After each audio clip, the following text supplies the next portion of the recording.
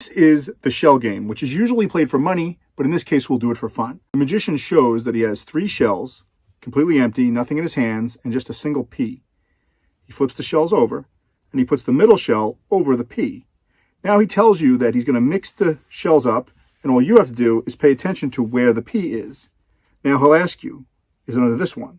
And you'll obviously say no. Everybody says no.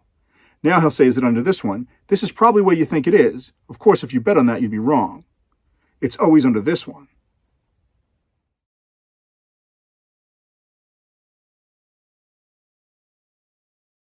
The secret to this trick is all sleight of hand. It has nothing to do with the actual shells. There's no holes in the shells or magnets or anything like people always think.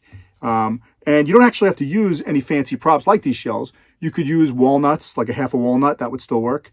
But if you do plan on doing this trick professionally, I would suggest going out and buying some nicer, like I have these metal shells, they're painted gold. And I'll put a link in the comments on where you can get these. They're definitely worth the money. So here's how this works. Everyone always thinks that there's a magic table involved or something about this mat, and it's really not. Although the mat itself, the surface, definitely helps with the move. When the shell is on top of the pea, and this pea is made of rubber, if you roll the shell forward and backward, the pea slides out from under it. That just happens automatically. So if you slide forward, the pea slides out.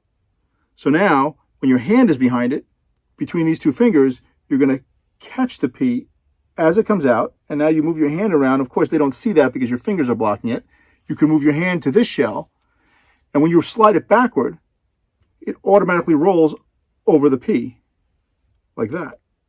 Your hands are going to cover the motion, of course. So here's how it'll look. You're going to show the shells empty, you'll show your hands are empty, and just a single pea.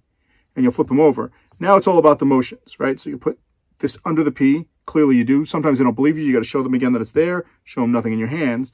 Now, this is the motion I use, but of course you can figure out your own movement that you like to follow. I move both of these up here. Then I move this one forward. And now as I move it forward, it's jumping over the pea, and the pea is now out and free, and I catch it in my finger. So it's going to look like this. Now I can take my hand back, and I'm holding the pea. I move this one here. I slide this. Now I'm going to pop it right under. I slide this back, just popping it back under. They think it's there, so they're watching that one pretty intensely. Now, very simply, easily move this one back. You show your hands. You flip them over,